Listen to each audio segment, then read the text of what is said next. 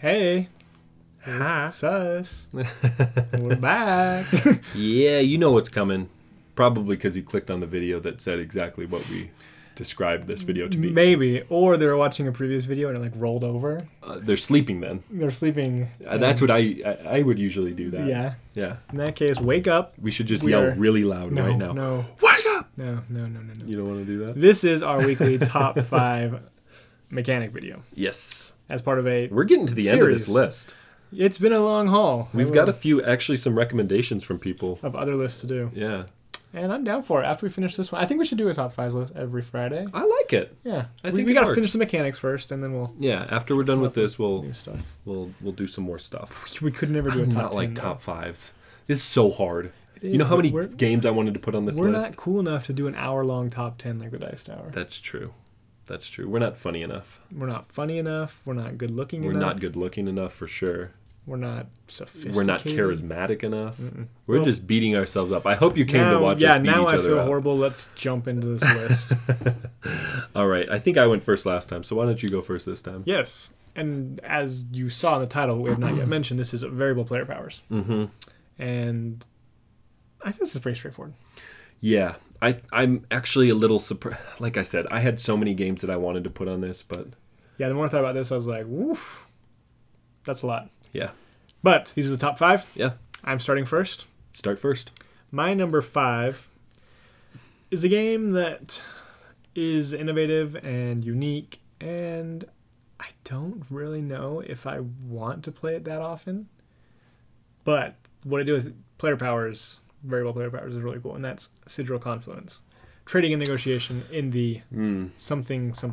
Elysian Quadrant. Elysian Quadrant, that's it. He knows the title. That's foreshadowing. No, but it's a trading game. It's negotiation and trading 100%. That's all you do the entire game is I have X resource, you have Y resource. Yeah. I'll give you X and Z for your Y. But it's crazy how different everybody is. And that's what's cool about it. I've played this game twice. One time, I just created planets. I just had a deck full of planets that I'm like, want a planet? I can't use it. Here, take my planets. Yeah. And the second game, I played that guy too. You played that guy in the next game. And the next game, I played a guy who just had wild resources. It's like, this resource can be used for anything. Yeah, it is really, really... And I was like, that's so cool. Anyone want a wild resource? And of course, everyone does. But then you have to make a deal with what they have and what they... So I don't know. Lots of cool... I think there's 9 different factions in the game. The problem that I have with this game, as opposed to other games, and it's not even with the variable plot powers, because this is what like Vast was, in my opinion, without having the overly... when we played Vast, it was just a cluster of... Everyone is playing a different game. Exactly. And this is the same game, but with vastly superior, vastly different. Yeah.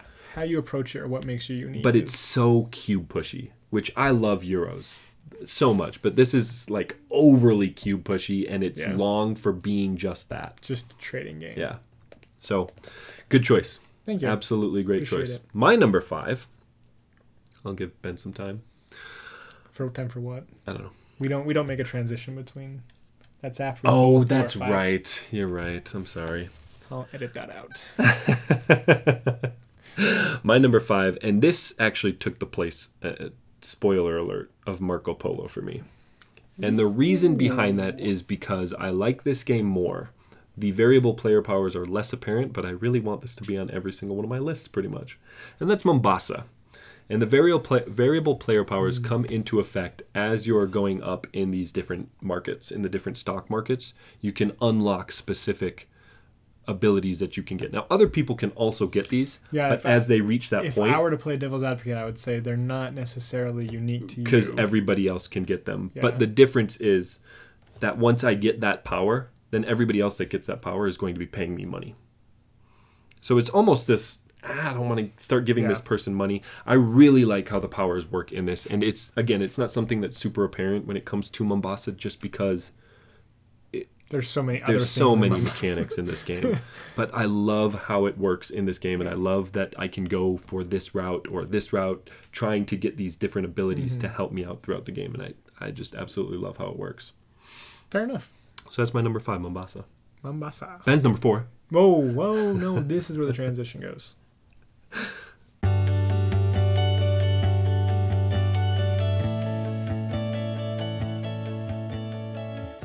Okay, my number 4 is none other than the Voyages of Marco Polo. Yeah, I knew it was coming on your list. Yeah. It really does have great. Yeah, I haven't played enough of them to really know. Like people have said, everyone's going to say that's overpowered, that's unbalanced, that's Everything not fair. is, though. But everything is. And so, I don't know, it's cool to see someone go out of their way and make that a highlight of a game. It'd be interesting to see somebody try to figure out which ones are balanced and unbalanced. Like take statistics and see which power wins the majority of games. Yeah. I'd be interested to see if there is an actual overpowered one, because I think that they're pretty well taken care of. I think it comes like, what's that quote I've heard? I think it's on The Incredibles. If everyone's super, no one's super. And that's kind of how this is. But it's cool. It's unique and it's different. Yeah. And it's a good game underneath it all. And it's like everybody's power is so incredibly different. You choose your die faces. You can just like teleport. You get cards that you use. You can use different powers as the game progresses. Oh, nice. Lots of them. I want to play so different. Yeah. My number 4 is none other than Scythe. And the reason why this is number 4 is because I do appreciate the difference in the powers. They're not as different as they can be in other games. Now, with the exception of that one clan differentiation that you get. You know, if I'm the purple clan, I can set mines out. If I'm the green clan, I place these flags, and if I control them, it counts as double. Which faction is it that lets you just do the same action? I think it's the Saxony, the red ones. Yeah. So that's really cool. I really do like that. But then there's even more that you can unlock by getting your specific mechs out. And that's where it kind of becomes a little samey. Like, this one can cross rivers into this one, whereas this one can do it into this one. You can cross rivers into that one. Yeah. Yeah. And it's a little different for each one, especially the expansion factions. But love this game. One of my favorite games. Absolutely. So cool. So cool. So Scythe. And I need to play this game again. I think we're going to play it tomorrow. Yay. Crossing my fingers. That's a good game. It and really a good is. choice. It really is. My number 3. Wow, no time there. No, I'm going to squeeze it in. Trust me. Okay. My number... We better wait. Oh, gosh.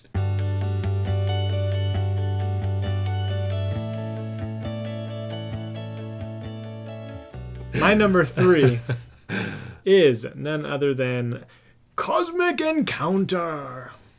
This is one of the first games that really I jumped into the hobby with, because Tom Vassell said it was his favorite game. Yeah. I was like, that's good enough for me. He knows what he's talking about. So went out and bought it. I really enjoyed it. Went out and got 2 of the faction or the expansions with more aliens. Do you have everything for it now? No. I don't feel the need to have everything for it. That's fair. It plays right now. I've got it so it plays up to 6, maybe 7 players. It goes up to 8, right? Yeah, I wouldn't play with more than that anyways. Really? No, because it just becomes long and kind of convoluted. And okay. I don't know. I enjoyed that number. And then I have over 100 different alien races. Right. You're never going to play the same game I don't think I need again. 150. Yeah. And so I'm good where I'm at. Maybe at some point I'll go grab some more. But it's so cool. I feel like you don't play it enough anyway. I don't. I'd love to play it more. But it's one of those games that is really good at introducing people into the hobby, because it's fairly simple, but people enjoy having that special ability. It's mean. It can be really mean. It can be mean. But that's one of the things I enjoy about it. Yeah. But anyways, like, because it's an area control game and negotiation game, you can have an overpowered ability. Right. But if no one sides with you and no one gives you the support that you need to conquer planets, then it's not that great. Yep. So you're only as good as you can play the game right within the ability of your alien race. Yeah. And they're all very different. And I like that. I like that in a game. Yeah. So, Cosmic Encounter. Good choice. Thank you. Good choice. My number 3 is another odd one, but I love how funny this makes the game, and it's Mechs versus Minions. I just love that. And again, this is one of those like, yeah, I'm trying to think. I've played this once or twice. So you draft these cards and you place them into your tableau, and in the order that you place them is the order that you take your actions. Now, there's a few different cards and a few different abilities that happen on these cards. So you're not talking like innate player powers. No, this is stuff that you're acquiring. I think that you can still yeah, exactly. Okay. You can still. I mean, Scythe is kind of both, where you get the innate one and you can unlock more as you go to have even more unique powers. But I think this one is just, it's so enjoyable to watch everybody have these crazy machines. It's like, okay, I'm going to jump forward, and then I'm going to spin around, and then I'm going to shoot into nothingness, and then I'm going to move to the left, and then I'm going to shoot a bunch of stuff and not hit anything. And correct me if I'm wrong, as you progress and you open the dossiers and stuff, don't you get stuff that... Maybe... There are some stuff that gives you some variable player powers. Spoiler. That's what I thought. If you haven't gotten that far. But there are some things that allow you to get more and more. Yeah. And you do actually have a variable player power with your initial board. As you begin, right? Yeah. It's harder to get. Yeah.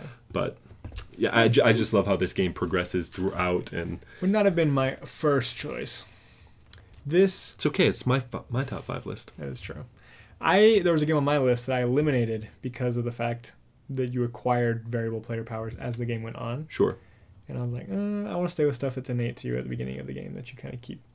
And well, this is a good time to say that mine's not so much like that. No. And my game was, just because it's a selfless plug-in, is Orleans. Because you're acquiring those tiles that let you do actions that no one else can do. Sure. But that's not on my list. I would have given it to you. I would have given it to you. Okay. Yeah. Well, I feel like it shouldn't be Ben's number one. I can change that. Yeah, actually, one of my favorite games did not make this list. Really? Yeah. Can't all win. Shameless plug. That's 7 Wonders. Just because I didn't think that it was unique enough to warrant. Like, yeah, everybody's got their unique wonder that they're building towards, and your leaders even help a lot. But I didn't feel like it was interesting enough to make the list. I agree with you there.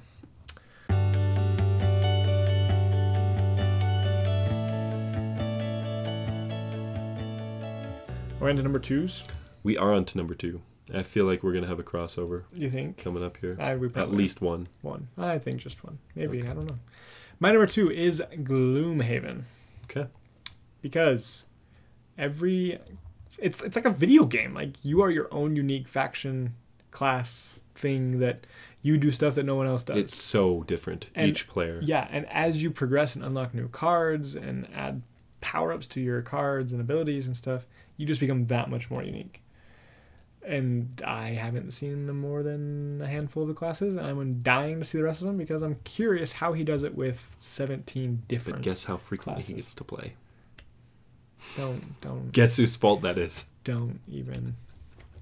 No, I'm definitely down to play this, and I really do think that it's so cool how different each character is and how unique their cards are and the plays that you get from it. It just goes back to that whole legacy thing where it is not my style of game. I'm not looking forward to playing Pandemic Legacy, even Charterstone. But the allure is I gotta keep playing to unlock the next character. Right, which is cool about it. And I really like the variable player powers, but that's really all that's pulling me through. Well, apparently it's not even pulling you through because we haven't played this game in months. Unlocking stuff personal. Well, and maybe it's because it's your game and not my game, right? If it was like me unlocking stuff for my game, I'd be like, hey, let's play it all the time. I don't care about your game, though. He doesn't. The truth is out.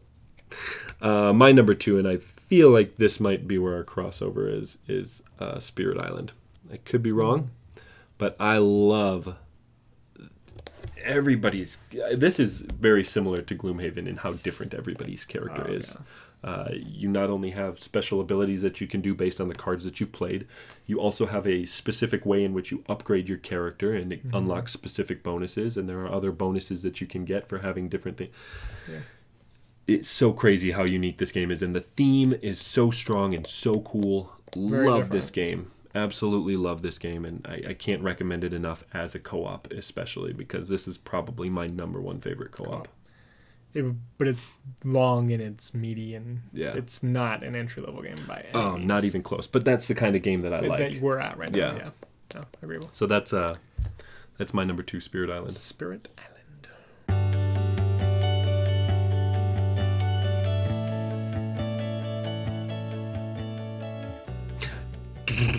Should we do a rock, paper, scissors? Okay, what are we doing this time? I don't care. Rock, paper, scissors, shoot, or rock, paper, scissors? Let's just do shoot. I think that's how it's done, apparently. Okay. Yes. Shocker. You go first, because I'm pretty sure it's Spirit Island. It's Spirit Island. Yeah. Tommy said it. Every player gets this unique spirit. Unique is an understatement. It's just incredible. Yeah. And what's so cool is it's thematically unique. Right. So it's like you are fire's flickering flame type, and you're literally destroying the earth. You're placing blight down. Right. But you're super destructive, and you can just wipe out the colonists and stuff with a snap of your fingers. Or you can be ocean's hungry grass. They're so unique. I don't remember all of them. But you are like, you can only play on the outskirts of the board where the water is. Lightning, you're just playing super quick. The lightning guy, you're like throwing down cards super quick. You get, all this ability to play cards. You're the big like earth giant, and you are so defensive, and you can set up your sacred sites all over, and wherever they are, you add so much defense. It's just so cool. And to make these powers work together, because I played a solo game of this, and it's very difficult because controlling one person, you can do one thing well, but a lot of things you're not very good at. I've heard this game is not easy too. We've played only a few times, maybe only once, and I think we won. We won, yes. Barely? Barely. But I don't think that and we played the easy version, didn't we? We played easy, and we barely won. 2 of the easier characters, and we started out with our recommended cards. Right, exactly. Yes. Yeah. So this can definitely get very hard, but man, I love this game. Yeah. The puzzle is fun. The players are fun. It's a good number 1. Thank you. But it did not make my number 1. No, it did not. It was obviously apparently not. What is your number what one? My number 1 is? Is Rising Sun. It is Rising Sun. See, this was my number 6. I have played this game 6 times this year since I've gotten it more than I've played a lot of games. February. I can't get enough of this game. I really, really, really, really, really love this game. And the player powers are those just and it's, break the game type player powers. Yeah, it's very similar like unto Cosmic Encounter. Mm-hmm. Not as crazy. And complex. It's not like I win the game if this exact combination comes up. No, but I can move anywhere. I don't have to follow movement. I can choose any action. Yeah. And I think because they did such extremes on the player powers, it would be difficult to add more. I want to see more. I would like to too, but I feel like it'd be hard to... Like, you've already got one that encompasses the idea of movement. Right. And so it'd be difficult to make one that's equally powerful and deals with moving. Sure. Type thing. Sure. And so they may have covered too many facets of the game already. That's super... I don't know. The Sun and the Moon clan especially are kind of where it differentiates quite a bit. That's true, but that's an added level of complexity. Right. Where they'd need additional components and stuff that those come with. Yeah. Makes sense. So... absolutely love this game. We've actually got a review for it and for Spirit Island for that matter. So go definitely check those out because... And for Marco Polo. And for... This is our plug portion of the video.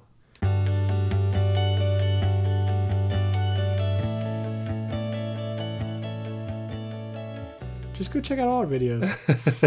We love games. Any of the videos any of the games that made our list, definitely go check out. See what our thoughts are on the game.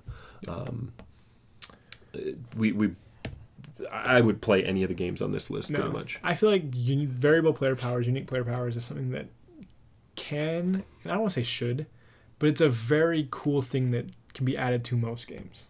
Absolutely. Yeah. Anything that makes you unique or gives you something cool that you can do that no one else can do immediately just rewards you for playing the game almost. Yeah, and it just makes it so much fun.